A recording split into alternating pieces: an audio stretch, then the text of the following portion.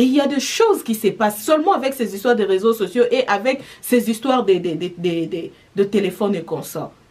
On copie très mal. Réveillons-nous, tout n'est pas à copier. Et s'il faut copier, apprenez à copier comme il faut. Ne faites pas des choses à moitié. Donc...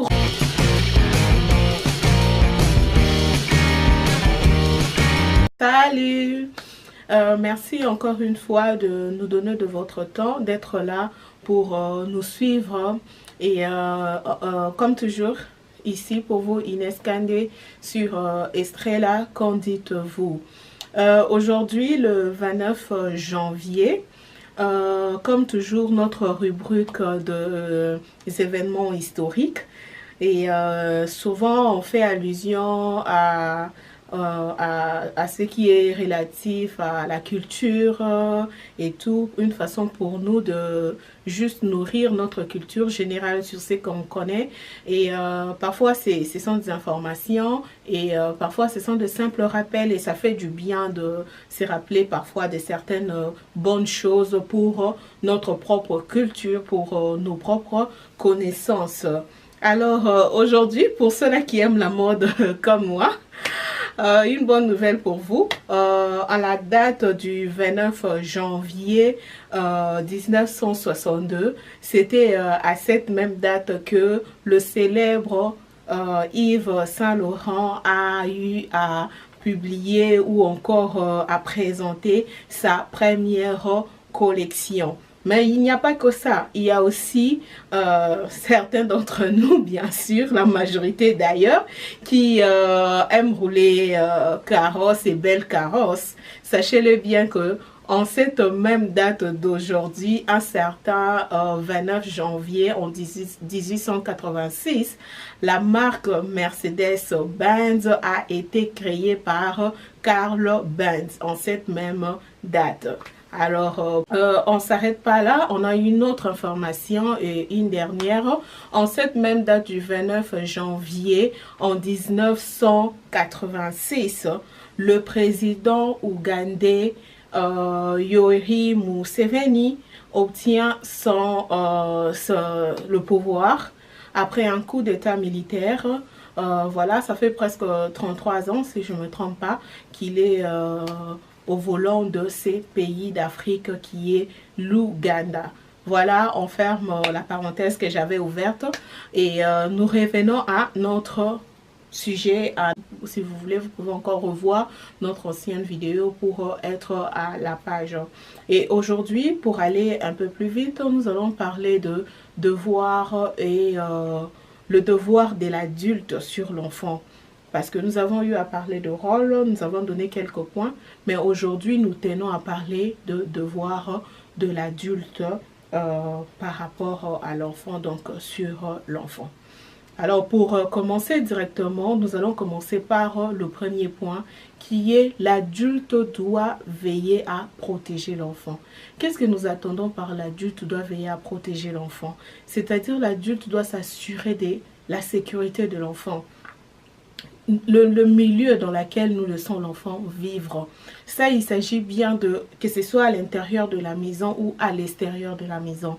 Il y a de ces quartiers, il y a de ces villes, il y a de ces pays réputés, reconnus par rapport aux dégâts, par rapport à la criminalité, par rapport même à la délinquance juvénile, par rapport à plusieurs points où vous-même vous vous rendez compte que je ne peux pas élever mon enfant dans des conditions pareilles. Je ne peux pas élever mon enfant dans des endroits pareils. Des peurs de perdre ou d'échouer dans l'éducation de cet enfant ou parfois même de perdre la vie carrément de votre enfant. Parce que si vous emmenez votre enfant vivre dans des milieux où les anti-valeurs sont des valeurs, attendez-vous à ce que votre enfant apprenne cela. Parce qu'il ne suffit pas seulement que vous puissiez donner de l'éducation à votre enfant, mais le milieu aussi compte. Parce que l'enfant n'est pas 7 jours, 24 heures sur 24 dans la maison. Non, l'enfant a aussi cette influence extérieure qui compte beaucoup. Alors c'est aux parents de savoir où est-ce que vous élevez vos enfants. Il y a des quartiers où il y a tellement de la musique, des bars par-ci, par-là. Les enfants n'ont même pas le temps d'étudier. Même s'ils ont l'intention d'étudier, mais tellement le bruit de l'extérieur, il y a la musique à gauche, à droite. L'enfant, vous ne comprenez pas, vous, dans la maison, il n'y a pas ce genre de distraction. Mais l'enfant, lui, il apprend. Parce que parfois, ces genres de musique nous arrivent même jusque là où, chez vous à la maison. Donc, l'enfant essaie d'apprendre ça comme ça. Dans les quartiers, le garçon se promène, il s'habille comme il veut, le fils s'habille comme... L'enfant, de temps en temps, est dehors. Même quand il y a certains parents qui se mettent à... Donc, l'enfant n'a pas accès peut-être à fouler ses pieds à l'extérieur de la maison. C'est de la maison, la voiture, le lieu où il se dirige et après, c'est la maison. Mais l'enfant se voit quand même. L'enfant sait voir. Alors, c'est aussi une des raisons. Après tout ce qu'on a eu à parler comme point, il y a aussi ça, veiller sur l'environnement, veiller à la sécurité de vos enfants. Qu'est-ce qui les entoure? Est-ce que ce n'est pas un danger pour eux? Entre autres le milieu, entre autres l'environnement. Entre autres l'environnement. Il faut, parce que cet environnement-là, ces milieux-là influencent aussi l'éducation de votre enfant. Alors, si vous voulez que la tâche de cette éducation soit facile pour vous, veillez à ce que vous puissiez assurer la sécurité de vos enfants. Et cela ne s'arrête pas seulement là. Il y a aussi les endroits où vous allez avec vos enfants. Est-ce que ces endroits-là, les enfants sont en sécurité? Les gens que les enfants rencontrent aux endroits où vous les emmenez. Et parfois, les parents sont distraits. Vous allez quelque part avec les enfants. Vous ne savez même pas où se trouvent les enfants. Avec qui les enfants sont en train de converser quand vous n'êtes pas là. Vous devriez normalement vous rassurer du milieu où vous vous trouvez. Veillez sur l'enfant. Vous emmenez l'enfant au parc. Vous oubliez que vous avez l'enfant au parc. Vous êtes concentré sur votre téléphone. Et en un clin d'œil, l'enfant disparaît. Et vous vous mettez à vous plaindre. Non, sentez-vous coupable parce que vous aviez été responsable de ce qui vient d'arriver. Vous devrez avoir l'œil sur vos enfants, même dans la maison. Les parents parfois ne sont pas présents. Tout le temps, vous êtes dehors. Les enfants restent seuls à la maison. Tout peut arriver. Tout peut arriver. Les enfants ne vont pas contrôler toutes les situations de la même manière que nous, les adultes, on les fait. Alors, tout peut arriver même quand vous laissez vos enfants dans la maison. Vous laissez vos enfants avec qui? Parce que vous ne pouvez même pas accorder de la confiance à 100%, même au babysitter, même parfois même à certains membres de nos familles. Qu'est-ce qu'on ne voit pas? Qu'est-ce qu'on n'entend pas? Avec ces histoires de laisser les enfants avec des membres de famille ou bien des babysitters ou bien tout ça là. Qu'est-ce qu'on n'entend pas? Alors, c'est à vous, les parents, de veiller sur vos enfants. Entre les mains de qui vous exposez vos enfants? Vous les emmenez où? Vous les élevez où? Remettez-vous un peu en question en ces moments si vous êtes en train de m'attendre maintenant.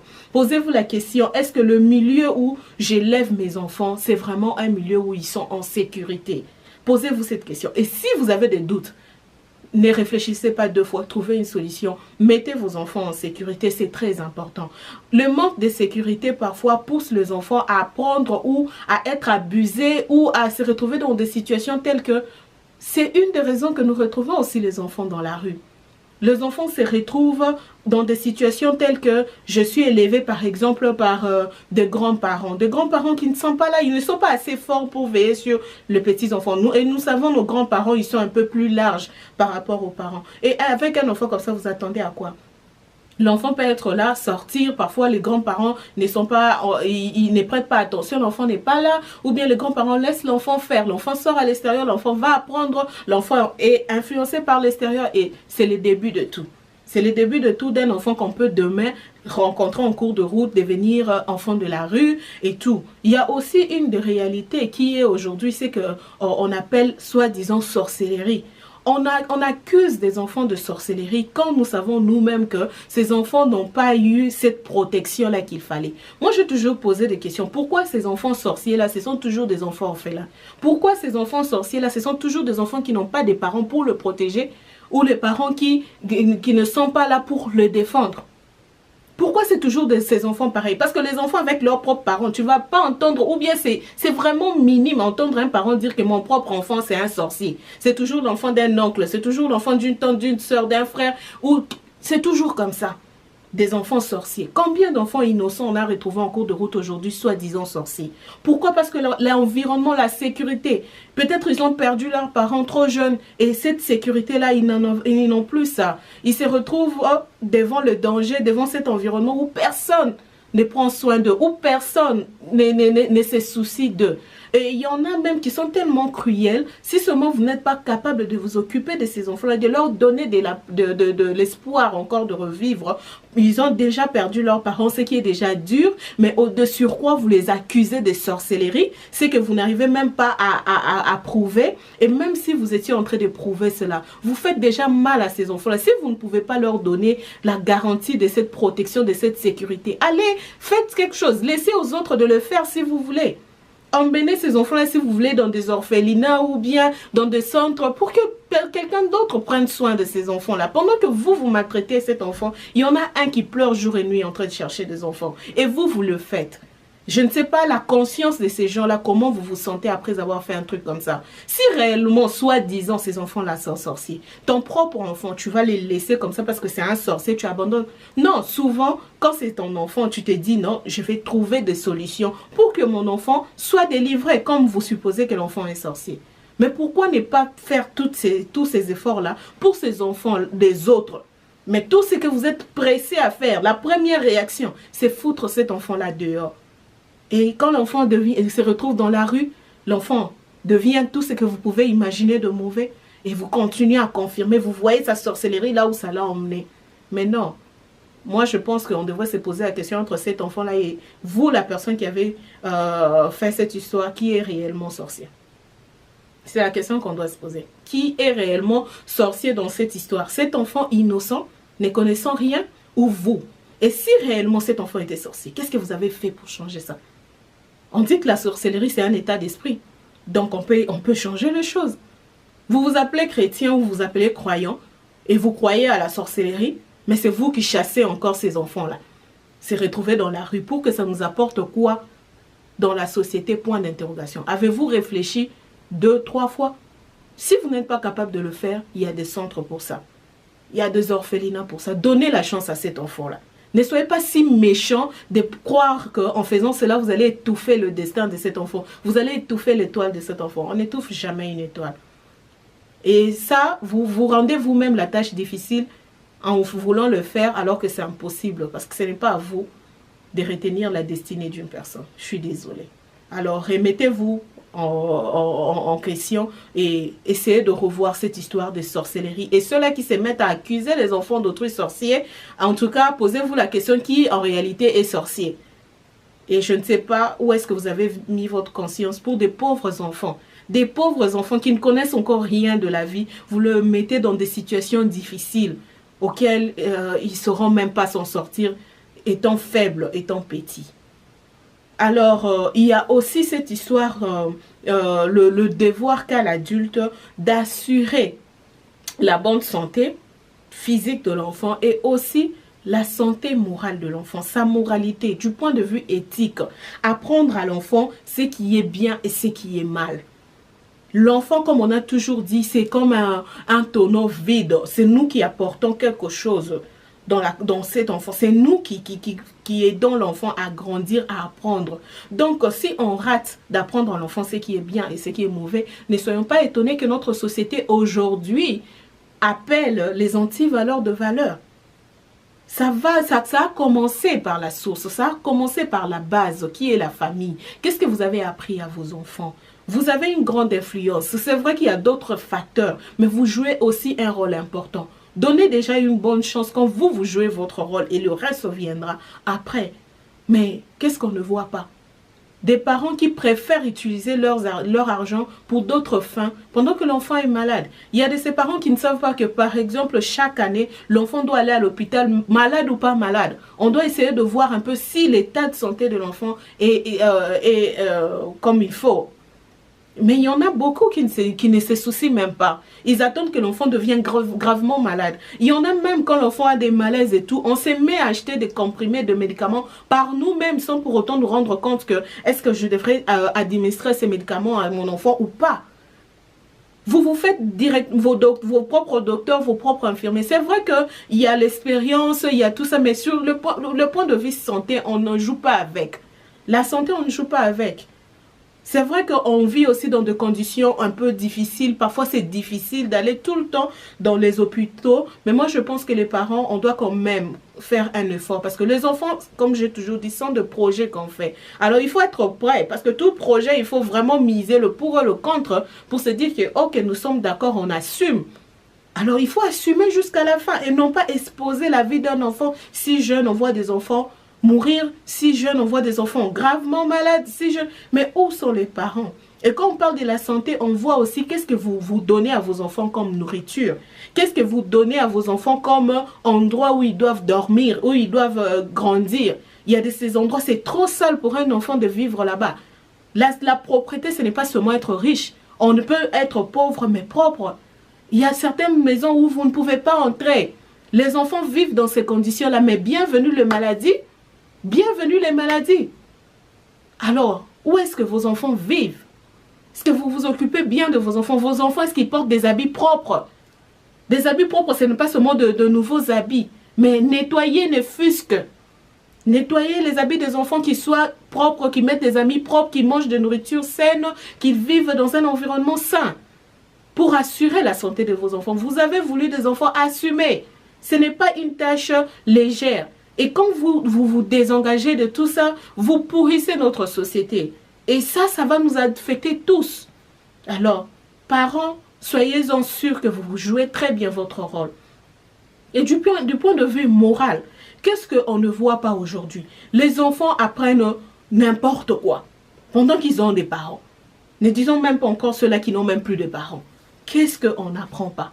Même quand vous êtes pauvres, chers parents, cela ne veut pas dire que vous devriez abandonner vos responsabilités. Cela ne veut pas dire que vous n'avez plus de pouvoir sur vos enfants. Non, c'est écrit où? C'est écrit où? Nous connaissons des parents pas si riches que ça, mais qui gardent leur dignité en tant que parents. Toi, enfant, tu ne peux pas sortir me ramener des habits à la maison que je ne sais pas d'où ça vient alors que je ne suis pas la personne qui t'a acheté ça. Un enfant mineur, parce que quand on parle des enfants, on voit des mineurs. Les enfants, ils se procurent ce qu'ils veulent dans la maison. Ils ont même plus de biens que leurs propres parents. Et les parents s'en foutent de chercher à savoir d'où ça vient. Vous perdez votre autorité parce que vous n'avez pas d'argent. C'est faux. L'autorité ne s'achète pas.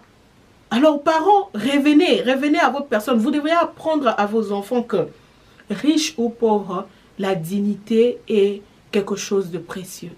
On ne l'achète pas. L'enfant doit grandir dans ça. Se contenter de ce qu'il a. Et non pas envier les autres. Ça, c'est très important. Apprenez à vos enfants de se contenter de ce qu'ils ont. Et non pas envier les autres. Ça, c'est une réalité que nous vivons aujourd'hui. Surtout avec cette histoire des réseaux sociaux. Nous, surtout en Afrique, on copie très mal. On copie très mal. On voit juste, oh, les réseaux sociaux. Tout le monde est dans les réseaux sociaux. Enfants, adultes, dans les réseaux sociaux. On copie tellement mal. Les enfants à l'étranger ont même des téléphones. À 9, 8, 7 ans, les enfants des téléphones. En Afrique aussi, c'est le cas. Mais est-ce que vous savez qu'ici, ces téléphones-là sont contrôlés par les parents? Mais est-ce que vous contrôlez les téléphones de vos enfants? Est-ce que vous savez qu'ici, les enfants sont limités? Les options à utiliser dans leur téléphone, dans leur tablette sont limitées sous contrôle parental. Est-ce que vous le savez? Non. Vous voulez faire les blancs. Vous voulez faire les Européens et consorts ou les Américains, moi je ne sais pas. Vous donnez juste à vos enfants pour faire voir à la société que vous êtes capable de le faire. Mais vous détruisez vos enfants parce qu'ils ont accès à tout. À tout. Et nous sommes adultes. Qu'est-ce qu'on ne voit pas là-bas?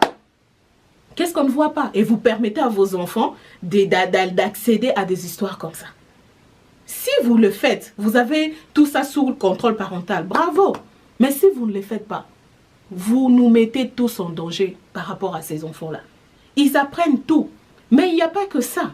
Sur Internet, il y a ce que moi j'appelle des illusions. Des gens qui vivent des vies qu'ils n'ont pas en réalité. Ils vous font voir qu'on a ceci, on a cela. Et les enfants, tellement ils comprennent pas bien les choses, ils sont encore en train de se chercher dans la vie, pensent que c'est vraiment ça. Alors ils veulent copier, ils veulent faire la même chose. Et c'est comme ça que nous perdons nos enfants. C'est comme ça que nous perdons nos enfants. Il y a de ces familles, comme une famille que je connais par exemple au Congo, une famille soi-disant riche. Mais nous retrouvons dans cette famille des enfants mineurs qui sortent avec des adultes riches. Et ils sont sur les réseaux sociaux. Hein. Pendant qu'ils sont sur les réseaux sociaux, ils montrent aux gens qui vivent bien. Leurs filles sont belles, les parents vivent vraiment, c'est la belle vie quoi quand vous regardez sur le réseau social. Mais quel exemple ces enfants-là ou cette famille-là donne à nos enfants? Que la belle vie, que la richesse, que la beauté, mais au prix de quoi? Au prix de quoi? Nos enfants ne comprendront pas ça. Ils regardent, ils envient et ils veulent devenir comme ça. Qu'est-ce que les enfants font? Du n'importe quoi juste pour atteindre ces niveaux-là. Et à ces moments-là, parfois, nous les parents, on perd contrôle, nous les adultes. On perd contrôle parce que l'enfant, il a déjà pris le temps d'accumuler ces histoires-là et c'est fini. Parfois, vous n'avez même plus de mots à dire. Vous n'arrivez plus à contrôler l'enfant parce que vous êtes en retard. Lui, il a commencé il y a longtemps. Vous êtes en retard. Et dans ces mêmes réseaux sociaux-là, on retrouve des gens qui se mettent à chatter avec nos enfants et leur dire que non, voilà, ils apprennent aux enfants ce que les enfants ne sont pas censés connaître. On a beaucoup de pédophiles dans ce monde entier. Et il y a des choses qui se passent seulement avec ces histoires de réseaux sociaux et avec ces histoires de téléphones et consorts. On copie très mal. Réveillons-nous, tout n'est pas à copier. Et s'il faut copier, apprenez à copier comme il faut. Ne faites pas des choses à moitié. Donc, rendez-vous compte que nos enfants sont sur Internet. Qu'est-ce qu'ils regardent? Nos enfants sont sur les réseaux sociaux. Qu'est-ce qu'ils font? Vous devriez avoir le contrôle de cette histoire-là. Ne laissez pas vos enfants exposés. Vos enfants risquent de créer l'envie. Vous n'avez pas assez de moyens, mais l'enfant veut vivre cette vie-là qu'il est en train de voir là-bas. Et ça pousse les enfants à voler. Ça pousse les enfants dans la prostitution, ça pousse les enfants dans le banditisme, ça pousse les enfants dans beaucoup de raisons, dans beaucoup de choses. Et parfois, certains parents qui n'arrivent plus à prendre contrôle des enfants, vous chassez les enfants de la maison. Allez, les enfants, c'est fini. Soit c'est la rue, soit les enfants deviennent vraiment, ils vivent dans la débauche comme il faut maintenant parce que soi-disant libres. Et après, on a toujours des répercussions dans la société. Alors, chers parents, jouez votre rôle. Enlevez cette histoire de perdre le contrôle sur vos enfants, soi-disant vous n'avez plus assez de moyens financiers. C'est faux. Vous pouvez garder votre dignité, votre personnalité, votre autorité dans votre maison avec le peu que vous avez en apprenant à vos enfants à vivre avec ce qu'ils ont et de ne pas envier les autres. De ne pas envier les autres. L'enfant va peut-être trouver ça difficile au départ. L'enfant va trouver ça peut-être injuste au départ. Mais je vous garantis, avec le temps, cet enfant-là vous donnera raison. L'enfant vous remerciera pour votre apport dans sa vie. L'enfant saura à l'âge adulte gérer ce qu'il a, se contenter de ce qu'il a. Parce que même dans le boulot aujourd'hui, nous retrouvons des gens qui ne se contentent pas de leur salaire. Pour eux, s'ils n'arrivent pas à nouer les deux bouts du mois, donc je peux utiliser de moyens mafieux pour me faire plus d'argent. Pourquoi l'enfant a l'envie? L'enfant veut vivre au-delà de ses moyens. Parce que dès le départ, ça a commencé dès les bas âges. Alors ça, ce sont les conséquences que nous retrouvons plus tard dans la vie. Et quand il y a un enfant élevé comme ça, quelle éducation cet enfant-là donnera à son enfant et quel monde nous aurons demain? Posons-nous cette question. Apprenons à nos enfants à se contenter de ce qu'ils ont.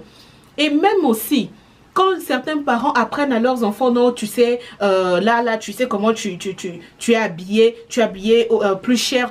Ça aussi, c'est détruire les enfants. Vous apprenez aux enfants à être toujours habillés plus cher. Et maintenant, quand l'enfant va vous commencer toujours à vous demander plus que ça, vous serez étonné. Et quand vous serez à bout, vous poussez votre enfant à faire quoi? Parce que vous avez déjà mis cette envie-là en lui. Mais pourtant, être bien habillé, ce n'est pas toujours être habillé cher. Mais ce n'est pas non plus mauvais d'habiller son enfant comme on veut par rapport à ses moyens. Mais moi, je ne pense pas qu'il est vraiment important de dire à l'enfant, voilà, tu vois, tu es habillé autant de dollars, autant de ceci. Qu'est-ce que vous mettez dans la tête de vos enfants?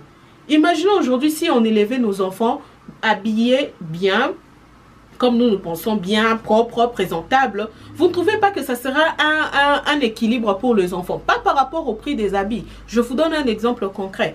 Un enfant d'une famille soi-disant, comme on appelle, d'une famille pauvre. Il n'a qu'un seul t-shirt simple que ses parents, avec les petits moyens qu'ils ont pu quand même lui offrir. Mais maintenant, posez-vous la question, cet enfant-là va à l'école, rencontre un autre petit garçon habillé par exemple en t-shirt Ralph Lauren. Et l'autre, puisqu'à la maison, on lui a dit que tu sais, tu es habillé plus cher, voilà, ceci, cela. L'enfant emmène ça à l'école. Et au lieu d'étudier, au lieu d'être concentré comme les autres enfants là-bas, lui, il vient pour faire voir ce qu'il a. parce que ses parents lui ont dit ça.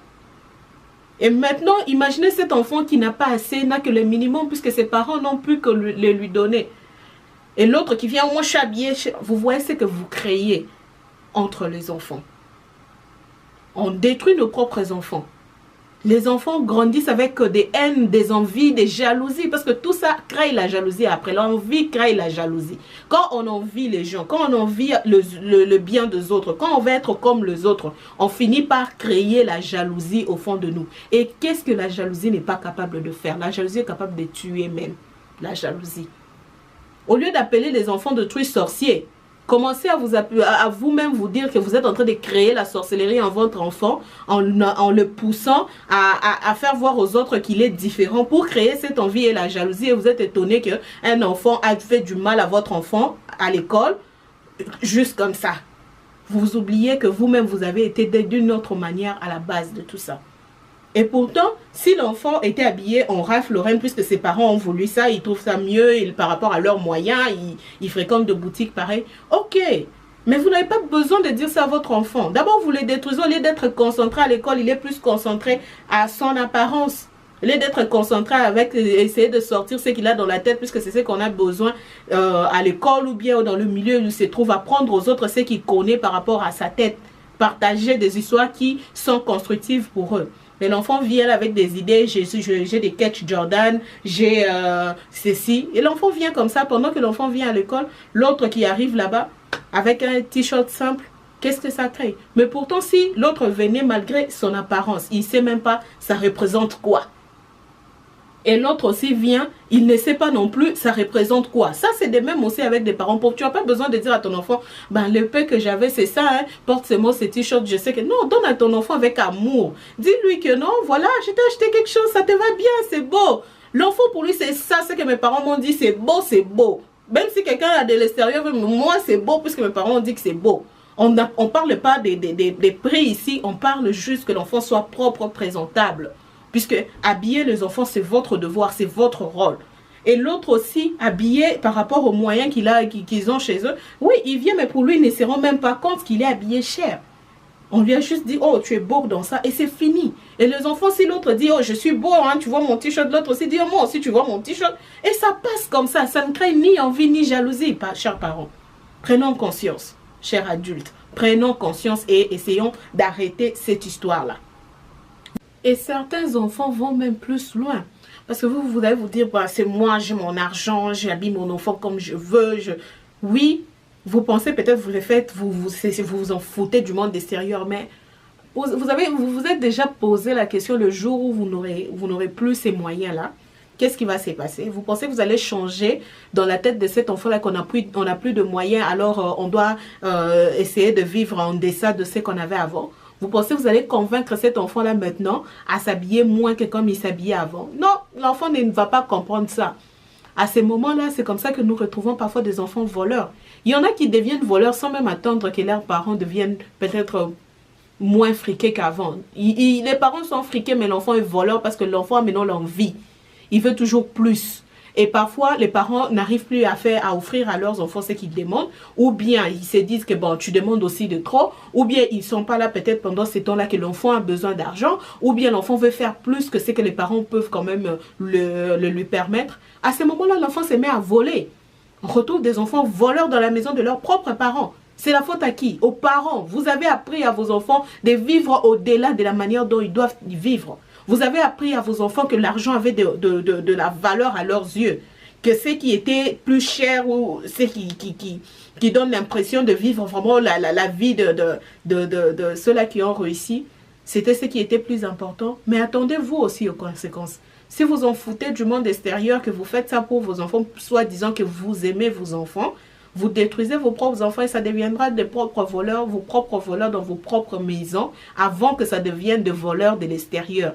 Avant que ça puisse nous affecter, nous, dans la société, malgré que nous sommes là pour vous prévenir, mais vous avez fini par le faire.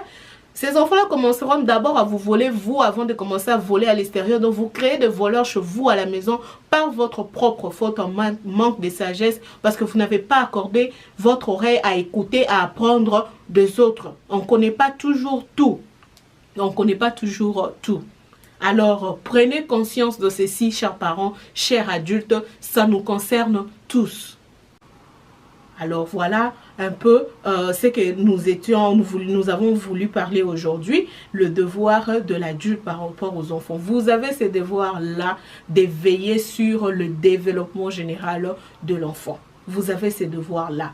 Veillez sur ses allers-retours, veillez sur sa correspondance, l'enfant fréquente qui, l'enfant communique avec qui, c'est votre devoir. Veillez sur tout ça. Ce sont vos devoirs en tant que parents, c'est que nous avons considéré comme devoirs principaux. Alors, voilà un peu ce qui était prévu pour aujourd'hui. Si vous avez aimé notre vidéo, si cela vous a plu ou si vous trouvez que certaines informations dans notre vidéo est vraiment des informations importantes pour nous qui sommes vraiment dans la société, essayez s'il vous plaît de partager notre vidéo pour laisser aussi certains autres parents, certains autres adultes apprendre ce que vous avez appris. Si vous vous trouvez dans l'incapacité de partager cette vidéo ou soit si vous ne voulez pas le faire, en tout cas, pour le bien de notre société, faites un effort ne fût-ce que de transmettre ces connaissances aux autres qui en ont vraiment besoin et que notre société soit sauvée. Tout ce qui compte ici pour nous, c'est que le message passe pour qu'on puisse sauver notre société dans la mesure du possible, de la manière dont nous pouvons. Alors, voilà un peu ce qu'on voulait partager avec vous en ces jours. Merci pour votre attention, merci pour votre temps. Merci d'être là, d'apporter quelque chose, votre contribution à notre fondation et nous vous remercions sincèrement. La fondation Estrella vous remercie sincèrement. Moi-même Inès, personnellement, je vous remercie pour la confiance que vous nous faites, pour le temps que vous disposez pour nous. En tout cas, nous sommes reconnaissants. Et comme toujours, nos contacts, nous avons notre page Facebook Estrella Foundation One. Nous avons avec tout le détail possible sur le fonctionnement, la composition, la mission, le but de notre organisation. Et nous avons notre page Instagram, Estrella Foundation One. Nous avons notre chaîne YouTube, Estrella Foundation TV. Et nous avons notre numéro WhatsApp qui est le plus 1 773 230 80 31. Je répète, plus 1 773 230 80 31. Vous pouvez nous contacter à n'importe quel moment pour le compte d'Estrella Foundation. Nous sommes disponibles pour vous fournir les informations dont vous avez besoin. Alors voilà, nous sommes arrivés à la fin et retrouvons-nous prochainement pour, je crois bien, la dernière partie de ces thèmes, ces grands thèmes, cette grande valeur que nous soutenons, cette première valeur que nous soutenons dans Estrella, qui est la famille. Et prochainement, nous allons parler de devoirs des enfants. Nous avons parlé de devoirs des adultes. C'est un peu, parfois un peu bizarre de savoir que les enfants ont aussi des devoirs, voilà, pour certaines personnes. Mais je vous informe déjà que les enfants ont aussi des devoirs. Et c'est de ça que nous allons parler prochainement. Et les devoirs des enfants, nous allons en parler pour que vous, le parent, juste être sûr que vos enfants sont capables d'accomplir leurs devoirs. Est-ce qu'ils le font réellement? C'est juste à cause de ça que nous allons partager ça prochainement, parce que c'est bien de le savoir et aider nos enfants aussi à pratiquer cela.